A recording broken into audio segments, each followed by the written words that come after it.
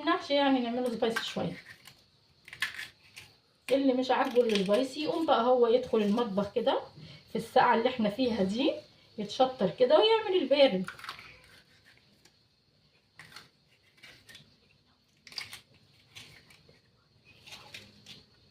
يا لهوي على الفلفل، فظيع فظيع. انا تقريبا دلوقتي هحفظ.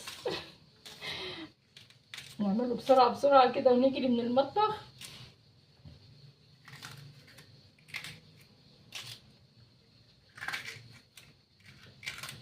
بصي قطعي بسرعه بسرعه.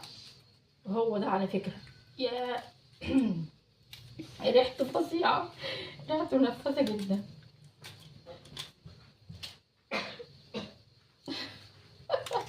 شايفين الاصوات؟ يلا مش مشكله، ما علينا. زي ما قلنا اللي مش عاجبه طبعا يدخل المطبخ.